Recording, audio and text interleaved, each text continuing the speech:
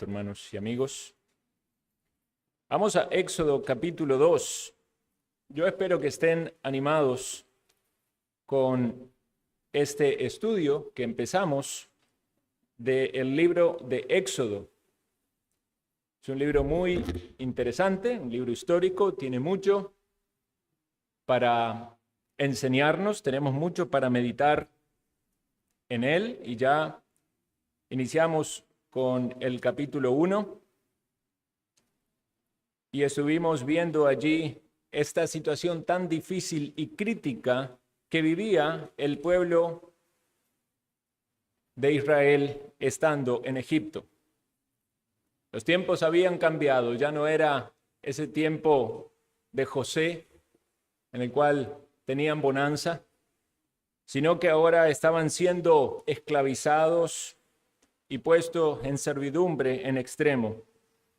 Hablamos bastante del tema de los niños por esa decisión tan trágica de Faraón de mandar a las parteras a que los niños murieran.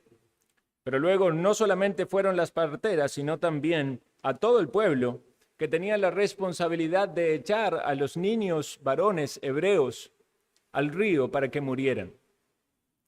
Vemos entonces cómo actúa el mal, el corazón de este hombre pagano y su pueblo pagano, idólatra, en contra del pueblo de Dios. Ahora vamos a ver entonces en este texto del capítulo 2, versículo 1 al 10, el nacimiento de Moisés.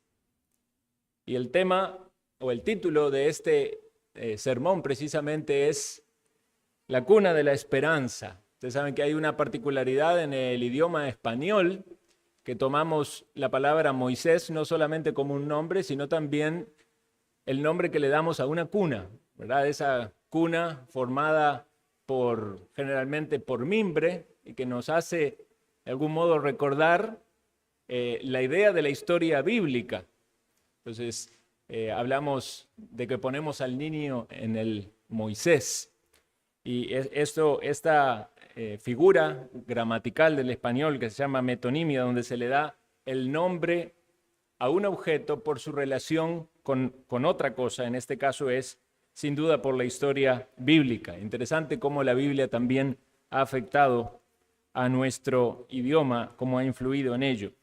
Vamos a leer entonces versículo 1 al 10, leo para ustedes. Dice, un varón de la familia de Leví fue y tomó por mujer a una hija de Leví, la que concibió y dio a luz un hijo, y viéndole que era hermoso, le tuvo escondido 3 meses, pero no pudiendo ocultarle más tiempo, tomó una arquilla de juncos y la calafateó con asfalto y brea, y colocó en ella al niño y lo puso en un carrizal a la orilla del río.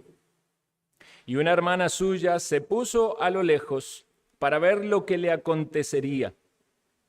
Y la hija de Faraón descendió a lavarse al río y paseándose sus doncellas por la ribera del río, vio ella la arquilla en el carrizal y envió una criada suya a que la tomase.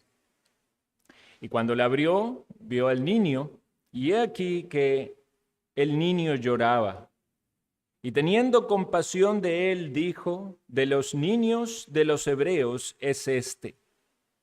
Entonces su hermana dijo a la hija de Faraón, iré a llamarte una nodriza de las hebreas para que te críe este niño.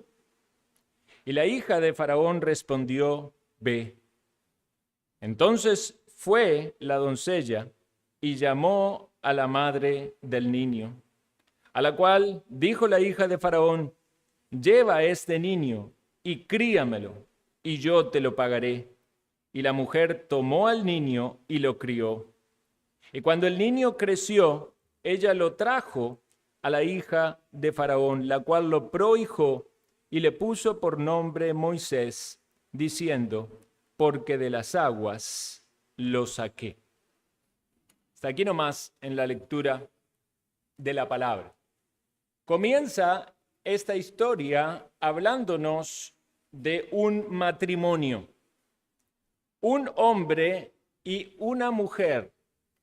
La definición básica de matrimonio que está siendo atacada hoy en día fuertemente, queriéndonos hacer pensar de que pudiera ser algo distinto, dos mujeres o dos hombres. Eso no es correcto a la luz de lo que nos enseñan las Escrituras.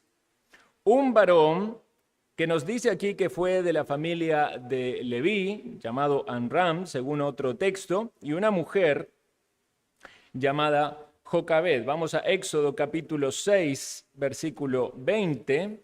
En Éxodo 6, 20 dice, y Amram tomó por mujer a Jocabed, su tía, la cual dio a luz a Aarón y a Moisés.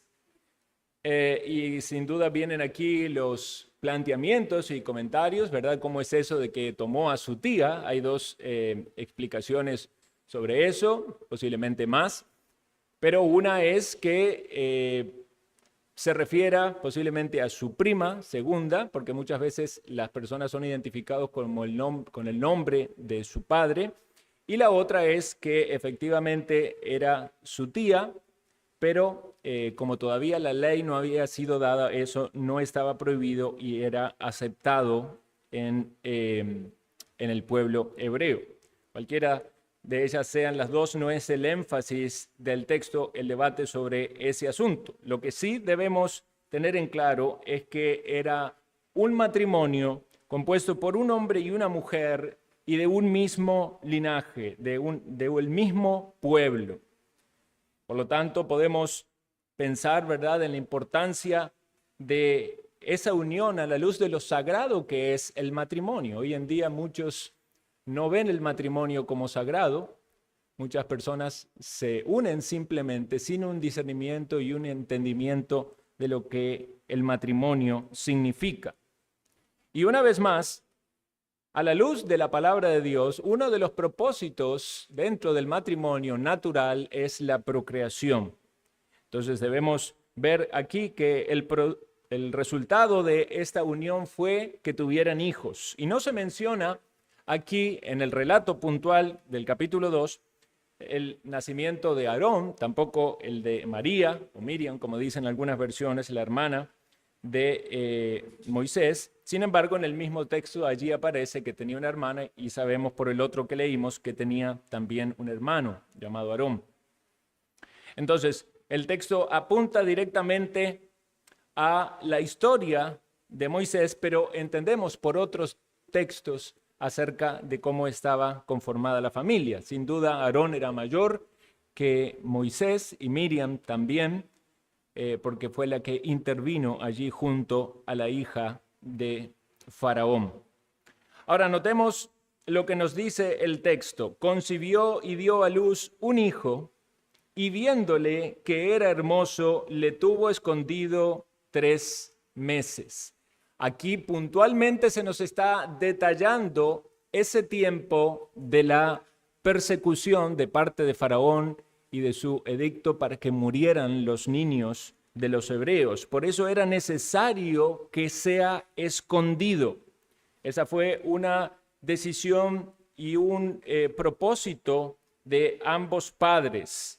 Cuando leemos en Hechos capítulo 7, que es la predicación de Esteban y hace un relato de la historia del pueblo hebreo, dice, en aquel mismo tiempo nació Moisés y fue agradable a Dios y fue criado 3 meses en casa de su padre. Esos 3 meses fueron esos 3 meses, fueron determinados por esos padres de tratar de conservarle, de guardarle de esa acechanza de que tanto Faraón como alguien del pueblo lo descubriera y el niño fuera muerto. Ya no era un asunto solo del parto. Tenía que ver con esa etapa en la cual la persecución estaba activa y podían cualquier persona del pueblo procurar la muerte de este niño. Consideremos cuán grave sería el estrés de esa situación para estos padres. Aquí hay padres con niños pequeños, saben que los niños pequeños lloran y ellos tenían que mantenerlo oculto, no solamente de las personas, del gobierno de Faraón, de sus emisarios o sus oficiales, sino también del mismo pueblo. Algo definitivamente muy, muy serio. Sabemos a la luz de Hebreos capítulo 11, versículo 23, y acompáñenme por favor si pueden, porque es un texto relacionado sumamente importante. En Hebreo 11 tenemos los héroes de la fe y aparecen allí los padres de Moisés, el padre y la madre. Porque dice en Hebreos 11, 23, por la fe Moisés, cuando nació, fue escondido por sus padres por 3 meses. Por 3 meses le escondieron. Ahora nos dice el texto, porque le vieron niño hermoso y no temieron el decreto del rey. El texto nos da 2 razones. Una era que no tenían temor del edicto del rey, es decir, estaban confiados que ellos podían conservar al niño con vida. Y la otra razón es que le vieron como un niño hermoso. Ahora yo me pregunto, ¿qué padre y qué madre no ve a su niño como un niño hermoso? Bueno, pudiéramos pensar que era una opinión muy subjetiva acerca de su bebé, pero como lo leemos en el resto del texto, fue también la opinión y percepción de la hija de Faraón. Entonces vemos que Dios le concedió una gracia especial a Moisés como un bebé que se destacaba sobre el resto de los bebés. Era un bebé de publicidad, un bebé para una revista, ¿verdad? De ropa de marca, de niños. Y sin duda eso conmovió en alguna manera especial a los padres. Pero debemos también cuestionarnos si esta es una motivación correcta. ¿Qué pasaría si el bebé no era hermoso? ¿Lo habrían cuidado de la misma manera? ¿No debe ser la vida preservada del mismo modo en cualquier niño, aún algún niño que naciese con algún defecto o enfermedad? Bueno, podemos pensar que para los padres este niño era hermoso porque era su niño y por eso decidieron cuidarlo, pero qué triste es pensar que hoy en día muchos niños nacen y no son vistos por sus padres como niños hermosos. Muchos padres que podemos decir que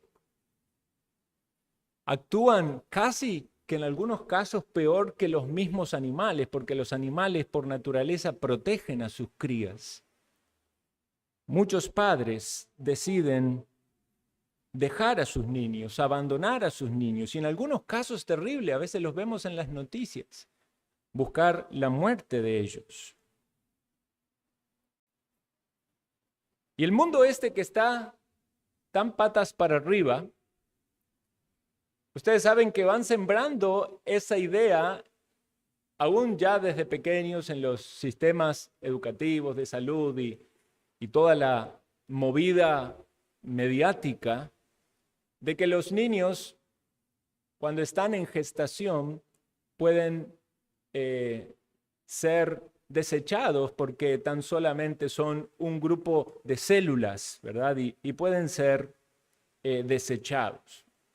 Un caso terrible que se dio a conocer en los medios en estos últimos días de otro país, de una mujer llamada Britney Pearson, que participó en lo que se llama la gestación subrogada. No sé si escucharon hablar de eso. Es una mujer que alquila su útero para tener un bebé, para la gestación de ese bebé, ¿verdad?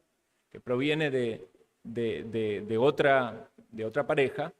Y finalmente, cuando da a luz ese bebé, se lo da a quienes, ¿verdad? Quienes son, en algunos casos son los padres genéticos y en otros casos simplemente uno de los dos aporta algo, porque eso se da mucho también en familias o matrimonios, entre comillas, homosexuales, ¿verdad? Que quieren tener un hijo y obviamente naturalmente no pueden. Entonces alquilan un vientre para que luego le den al bebé. Bueno, resulta que esta mujer, cuando iba en la semana 25 de embarazo, le detectaron cáncer. Y entonces ella, queriendo salvar la vida de ese bebé, provocó, digamos, un aborto temprano para que le pudieran aplicar a ella la quimioterapia y la radiación. Y entonces resulta ser de que cuando el bebé nació, que tenía poco tiempo, necesitaba un cuidado especial. Pero ¿qué pasó con este matrimonio homosexual que había alquilado el vientre? Dijeron que no querían darle ninguna atención. ¿Por qué? Porque el bebé era muy pequeño. O sea, el bebé entonces murió por causa de esa falta de atención. Entonces veamos qué trágico cómo este mundo ve las cosas. El solo hecho, pensar de la fecundación in vitro, cuando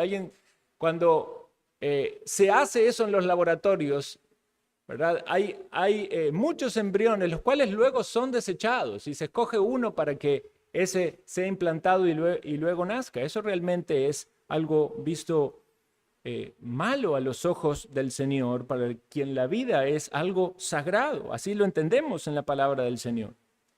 Entonces, definitivamente alguien que ya se presta a eso está de algún modo abriendo la puerta a que esto acontezca, más allá de la expectativa de que quizás pueda llevar adelante el embarazo y pueda tener el bebé y dárselo a la familia que no lo puede tener. Hay algunos casos que se pintan así como una causa válida. Sin embargo, es terrible pensar que los bebés o los niños en gestación son tratados como producto, son tratados como un producto, y cuando no se quieren, entonces se desechan.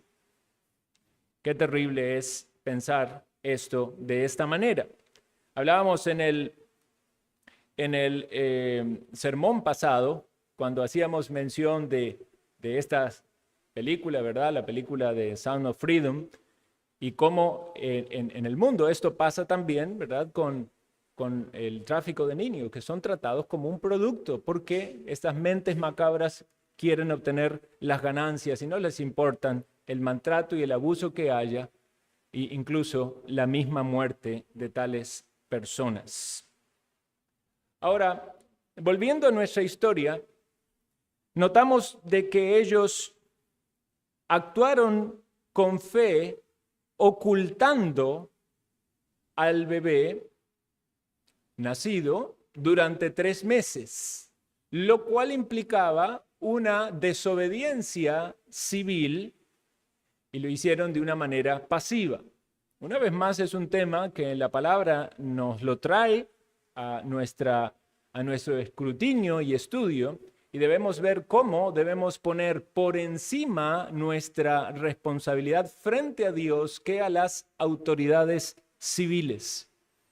Cuando la autoridad civil manda algo que es contrario a las Escrituras, es a Dios a quien debemos dar cuenta, y es por causa de Dios y su palabra que debemos incluso correr riesgos por preservar la vida. Esto hicieron primeramente las parteras cuando se excusaron delante de Faraón de que no llegaban a tiempo a los nacimientos.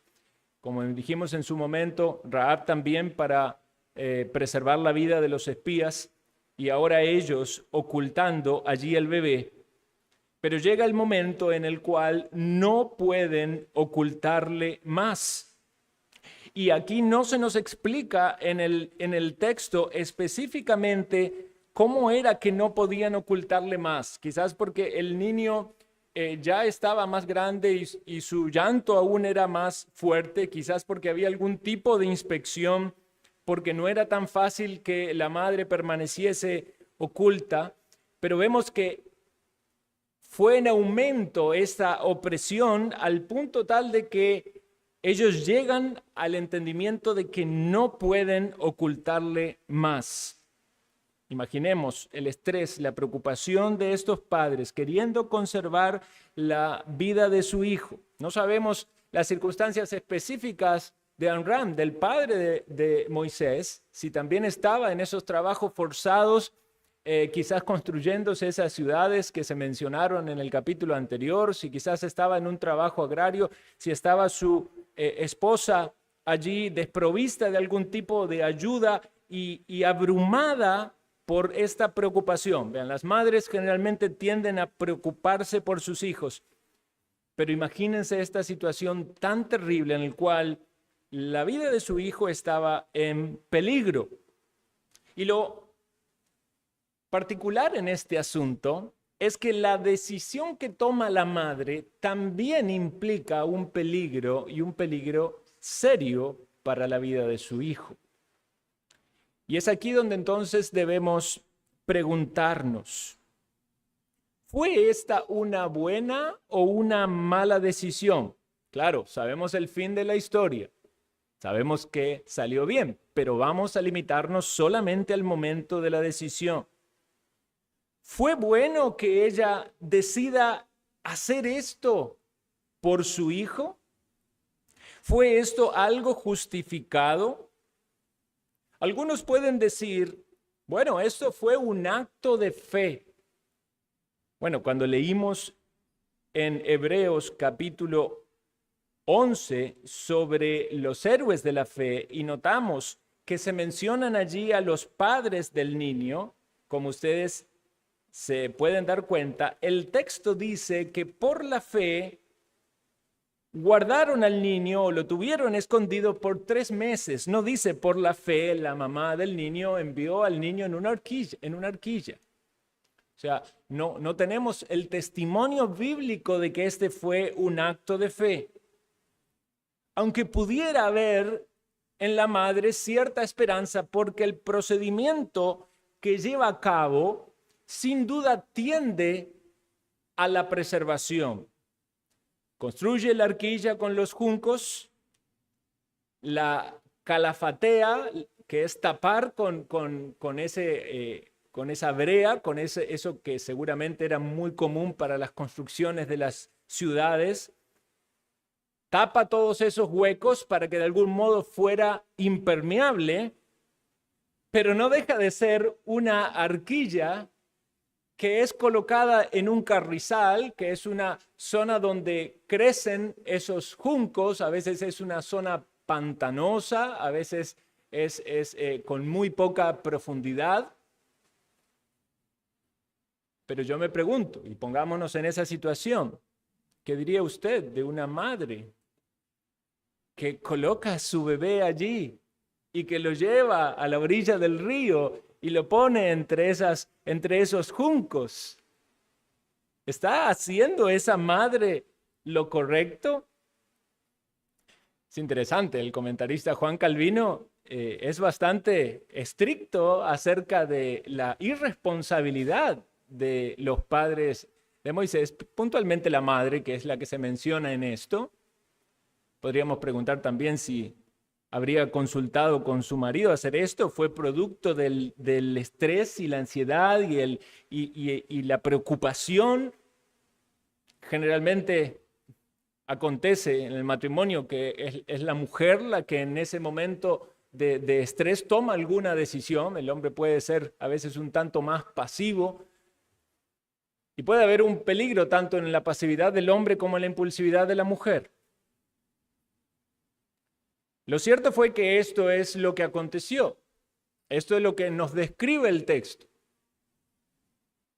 Prepara la arquilla, se asegura de algún modo de que no entre fácilmente el agua, pero la coloca al margen del río. Pensemos en los peligros del río, pensemos en algún animal. Algunos hasta podían mencionar los cocodrilos del Nilo. Otros dicen que esa zona no era puntualmente de cocodrilos, porque también las doncellas salían a esa zona para lavar ciertas ropas o para tomar unas especies de baños, algunos dicen como con un sentido religioso. Pudiéramos también quizás pensar de que había algún plan detrás de esto, en colocar al niño allí sabiendo que la hija de Faraón iba a venir. Bueno, yo no sé cuántas madres dirían la hija de Faraón va a ser mi salvación. Más bien, uno entendería que la hija de Faraón junto con Faraón iban a estar en una misma línea y tranquilamente la decisión de la hija de Faraón podría haber sido a una de las criadas, es de los hebreos, ahóguelo. Y ya, y hasta ahí llegaba. Pero así se nos narra en la Escritura. Estos son los acontecimientos. Podemos meditar y pensar si la decisión fue correcta o no fue correcta. No es destacada en la Escritura como un acto de fe, pero lo que sí vemos es que Dios se encarga en su providencia de utilizar este acto mucho más allá de la expectativa y la capacidad humana.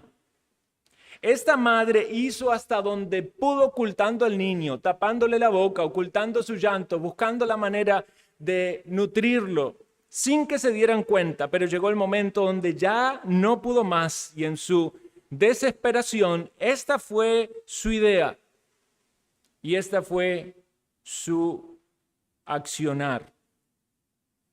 Aún en la fragilidad de nuestros actos se puede ver la misericordia del Señor. Y aquí podemos pensar, hermanos y amigos, acerca de la paternidad, de la maternidad, y un asunto de que muchas veces es de controversia entre la familia o entre otras familias, donde algunos se juzgan de una manera y otros de otra. Algunos son muy sobreprotectores y otros son muy descuidados y negligentes.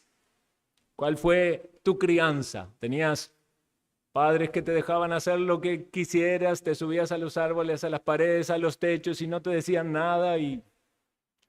¿O tenías un padre y una madre que te tenían ahí guardadito y no podías ni levantar un pie porque tenías miedo que te lastime? Son dos errores que pueden darse en la paternidad y en la maternidad. Y creo que especialmente en el tema de las madres es más común la sobreprotección. Debemos también pensar que la palabra de Dios nos da luz también sobre eso, porque nosotros queremos dar la gloria a Dios en todas las áreas de nuestra vida y esta es un área no menos importante para los padres y para las madres. Si hay padres o madres que no cuidan a sus hijos como deben reconocer que están pecando delante del Señor. Y si hay padres que están siendo extremadamente protectores, más allá de lo debido, le van a hacer un daño a sus hijos. Y debemos recordar que puede pasar aún en el caso de padres negligentes, que Dios se manifiesta cuidando de manera especial a esos niños, y aún en caso de padres sobreprotectores, a cuyos niños les puede pasar algo más allá de todo lo que su padre o madre puedan hacer. Porque hay cosas que están definitivamente en las manos de Dios. ¿Cuál es entonces la actitud correcta de un padre y una madre? Ningún padre va a querer el mal de sus hijos. Nos dice el texto, ¿qué padre de vosotros si su hijo le pide pan, le daría una piedra? Si le pide un pescado, le daría una serpiente. O sea, no queremos el mal de nuestros hijos, no queremos que se caigan, no queremos que se lastimen, no queremos que se enfermen. Y debemos hacer todo lo posible por cuidarles, y no solamente en aspecto físico, sino también en el aspecto de aquello que entra en su mente, de lo que entra por los medios, de lo que entra por la influencia de esta sociedad, por las personas con las que se rodean. Muchos padres han descuidado a sus hijos, les han permitido ir de repente a casa de alguien extraño, no han tenido una supervisión, tristemente han sido abusados. Pero también debemos ser conscientes de que hay un marco que está en la mano del Señor y no podemos ir más allá en la protección que le demos. No podemos tenerlos atados a nosotros sin dejar de que ellos maduren, de que crezcan, de que enfrenten los peligros, de que aprendan de la necesidad que tienen de crecer y de madurar y ver los peligros en este mundo. Estaba yo una vez en un campamento y yo era soltero en ese entonces y había un matrimonio joven que tenía dos chiquitos pequeñitos y era interesante uno como joven viendo cómo se manejan, ¿verdad?, los matrimonios y las familias. Y este padre era un muchacho muy, muy gracioso, ¿verdad?, muy ameno y él iba con sus niños caminando hacia el mar, ¿verdad?, y se alejaba. Y entonces venía la ola y lo tiraba al niño, ¿verdad? Y se caía ahí en la arena. Y ahí se armó la discusión, ¿verdad? Si, ¿cómo no vas a cuidar a tu niño? Y lo otro, no, déjelo porque así aprende. Y hay opiniones encontradas, a veces hasta son motivos de conflicto. Y no es para juzgarnos unos a otros, pero cada padre y cada madre deberá pensar a la luz de la palabra cómo debe actuar correctamente, buscando el bien, pero también ayudándole a desarrollarse. Bueno, lo cierto fue que en este caso, allí fue colocada la arquilla y la hermana de Moisés estaba a lo lejos viendo qué acontecería, lo cual nos hace pensar de que no se sabía lo que acontecería. Pero Dios, en su soberana y maravillosa providencia, tenía en su plan utilizar a la hija de Faraón y a sus doncellas para conservar la vida de este niño. Allí vieron la arquilla en el carrizal, en todos esos juncos, la trajeron. Cuando abrieron, Moisés lloró y este llanto enterneció el corazón de la hija de Faraón. Algunos estudiosos, comentaristas, historiadores dicen que la hija de Faraón era estéril. Y aunque estaba casada, no podía tener hijos. Y es bastante consistente con lo que hablábamos, de que los hebreos se reproducían y eran muchos más.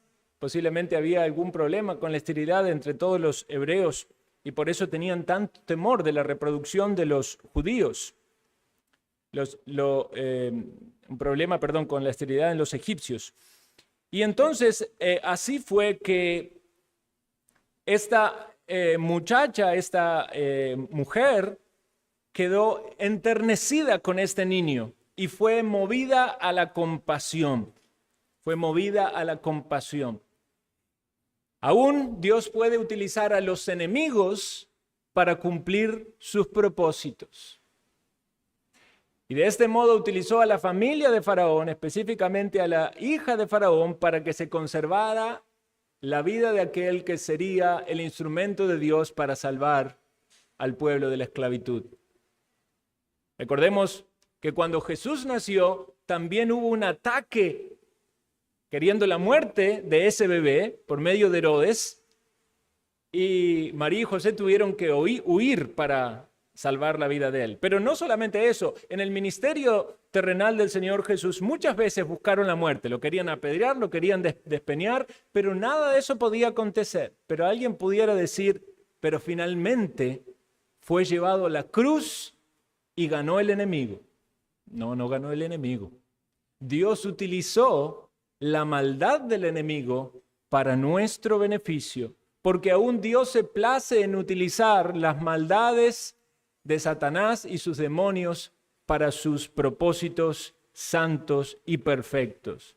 Por eso fue de que la muerte del Señor Jesús no fue ni de mano de los judíos, ni de los romanos, ni por obra de Satanás, sino que estaba así determinado para que nosotros pudiéramos hallar por medio de su muerte y resurrección la salvación.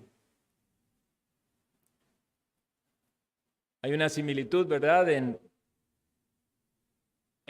esta arquilla, en este Moisés, podemos decir, que se estaba construyendo allí, y el arca de Noé. Salvando las grandes diferencias, ¿verdad? Pero en el arca de Noé, las personas que estaban allí fueron salvadas por gracia. Y definitivamente Dios en su misericordia conservó la vida de Moisés en esta pequeña arquilla por gracia. Y allí estaban, rodeada de la hija de Faraón y sus doncellas. Dicen algunos estudiosos que intentaron amamantarlo porque este niño lloraba por hambre, pero evidentemente ninguna de las egipcias podía. Y aparece la intervención de la hermana de Moisés, que aunque era una doncella, posiblemente tenía 12 años, dicen los comentaristas. Su intervención es sumamente importante y apropiada. Aquí hay algunos niños o adolescentes o jóvenes, consideren esto. Si ustedes hubieran estado en los zapatos de esta niña, tenían que actuar con mucha sabiduría, tenían que mirar a lo lejos que no le pasara nada a esa arquilla. Tenían que estar dispuestos para actuar cuando vieron que llegó la hija de Faraón, que las doncellas los tomaron, tenían que acercarse. Y cuando fue el momento oportuno, tenían que decir las palabras correctas. Vean, niños, Dios también puede utilizarles a ustedes. Si están dispuestos a trabajar por el bien de la causa de Dios, y en este caso era preservar la vida de su hermano. ¿Y qué palabras tan sabias y apropiadas dice? ¿Iré a llamarte una nodriza de las hebreas? No metió la pata, no dijo, es que mi hermanito, es que sí, mi mamá no quiere que se muera. ¿Cuántos niños no saben actuar así, con sabiduría y con respeto, entendiendo los peligros que hay en este mundo, sumándose a la causa que tiene validez, que tiene que ver con guardar la vida? Fue sabia, dijo, iré a llamarte una nodriza de las hebreas. Y con qué alegría habrá ido a llamar a su madre y decir, Dios le está guardando la vida. Bueno, mejor de los mejores no podía ir en este caso, porque la propia madre es contratada para criar al niño y encima iba a cobrar el dinero por eso. Y vemos cómo Dios en su misericordia suple mucho más allá de lo que pedimos o entendemos. Y sin duda era la confirmación de que Dios quería guardar a este niño y quería utilizarlo. En sus planes había algo especial porque todos los otros niños posiblemente habían muerto, pero este niño Dios le conservó la vida. Consideremos, hermanos y amigos, que no sabemos los planes que Dios tiene para nuestros hijos. Como padres debemos hacer todo lo posible en ser diligentes y sabios, en protegerlos, en instruirlos, en cuidarlo hasta tanto donde podamos. Pero debemos también reconocer que no son nuestros totalmente, son de Dios. Y en algún momento tendremos que entregarlos. Llegó el momento en el cual esta madre, aunque tuvo el grato privilegio de criar a su hijo sin ningún temor o amenaza, porque ya no podían venir a quitárselo, era el pedido de la hija de Faraón, pero también mientras lo criaba y lo amamantaba, seguramente ella estaría pensando cuando llegue ese momento donde tenga que ir y entregarlo. Algunos dicen que fue a los 2 años. No sabemos si fue ese tiempo, un poco más. Pero con qué amor y con qué cuidado esa madre debe haber dedicado ese tiempo para su hijo. Y ese pensamiento debe ser el pensamiento de toda madre. El tiempo que Dios nos da a nuestros hijos es limitado, es temporal. En algún momento ellos van a tener que ir, en algún momento hay que entregarlos. ¿Recuerdan que Ana oraba por un hijo y Dios se lo concedió, pero lo había prometido para el Señor, entonces tuvo que ir y tuvo que entregarlo? Pero en su corazón estaba gozosa porque lo había dedicado a Dios. Los padres deben entender esto. Si Dios nos ha concedido hijos, debemos dedicarlos a Él para sus propósitos.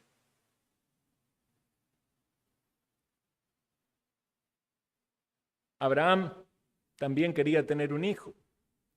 Y llegó el momento donde Dios lo puso a prueba y tuvo que entregarlo. Y la misericordia del Señor lo conservó. Pero hay muchos casos en las Escrituras donde se ve que los padres tienen que aprender a ceder a sus hijos porque hay un propósito de Dios para con sus hijos. Y el propósito de Dios para con los padres es que los instruyamos, que les demos el buen ejemplo, que los ayudemos a crecer y a madurar para que ellos entonces puedan seguir el camino que Dios tiene para ellos. Es maravilloso considerar que Dios también ha manifestado esa entrega cuando nos dio a su Hijo. Dios entregó a su Hijo por nosotros para nuestra salvación. No para salvar su vida, sino más bien para que Él entregue su vida, y como Jesús lo dijo, da su vida por sus ovejas, pero Él la vuelve a tomar. Él se levanta de la muerte y Él provee el perdón para todos aquellos que arrepentidos de sus pecados confiesan en Él. Como dijimos en aquella vez, un hijo nos es dado, un niño nos es nacido. El principado sobre su hombro, se llamará su nombre, Dios fuerte, Padre eterno, Príncipe de paz. Admirable Señor es nuestro Salvador. La tarea de padre y de madre no es una tarea fácil. Habrá muchas fallas, habrá muchos errores. Tropezaremos de una manera o de la otra, pero vemos en medio de todo eso la providencia de Dios, el cuidado de Dios y la misericordia de Dios. Aquí la hija de Faraón recibe al niño, dice, lo prohijó, lo hizo como su propio hijo y le puso este nombre, Moisés, diciendo, porque de las aguas lo saqué. La hija de Faraón lo sacó de las aguas. La madre lo entregó en las aguas. La hija de Faraón toma a este niño ahora para educarlo y prepararlo y darle todas esas grandes ventajas que tenía en la sociedad de Egipto. Sin duda iba a ser educado de la mejor manera, alimentado, formado, instruido. Pero la madre, en el tiempo que lo tuvo, y con su entrega y con su corazón, lo alimentó, lo nutrió, lo crió, sabiendo que era lo que Dios le concedía. Y lo entregó, finalmente cumplió su palabra, descansando en que así como Dios le protegió en ese momento, a los 3 meses de edad, Dios también guardaría de él en el futuro. Y efectivamente Dios lo hizo, porque vamos a seguir el estudio de este maravilloso libro y vamos a ver cómo Dios trata con Moisés siendo ya una persona adulta, un joven, y todo lo que Dios tenía para él. ¿No es interesante cómo la Biblia toca estos temas? Se mete en la paternidad, en la maternidad, nos hace considerar nuestra responsabilidad frente a las autoridades, la responsabilidad civil que tenemos, qué es lo que debemos hacer, cómo debemos actuar, nos hace ver nuestra fragilidad. Pero no quiero dejar de mencionar la necesidad que tenemos de un Salvador. Este niño fue preservado por Dios para que sea el instrumento de Dios para sacar al pueblo de la esclavitud. El Señor Jesucristo, también criado y guardado por sus padres y preservados por Dios, hasta el momento del cumplimiento del plan de Dios, donde dio su vida y la entregó para que todo aquel que cree en Él no se pierda, mas tenga vida eterna. ¿Has confiado en el Señor Jesucristo? Niños que están aquí, ¿han confiado en Jesucristo como su Salvador? ¿Y qué pasa si Dios determina que algún niño tenga que enfrentar la muerte o algún joven? ¿Estás preparado para encontrarte con Dios? Y si has de ser juzgado por tus pecados, ¿han sido tus pecados perdonados en la sangre del Cordero? Y todos aquí, todos los adultos, ¿no vemos la mano de misericordia y providencia del Señor? ¿No has considerado cómo Dios ha guardado y cuidado tu vida, aun cuando quizás en varias oportunidades tu vida podría haber terminado? Algunos han pasado cosas serias, graves, cuya vida corrió peligro, pero no te fuiste, estás aquí y escuchas de la palabra de Dios, escuchas de la providencia de Dios, escuchas del amor de Dios, escuchas del perdón de Dios. ¿Y qué vas a hacer? ¿Te vas a quedar con tu corazón frío, sin reconocimiento de la necesidad que tienes de un Salvador? ¿O vas a ver la maravillosa misericordia de Dios en la historia de la redención, que fue guardando una simiente y fue guardando un pueblo, y de este pueblo iba a proceder también nuestro Salvador? Quiera Dios, en su misericordia, tocar nuestros corazones y hablarnos con su palabra. Sea esto para la gloria de su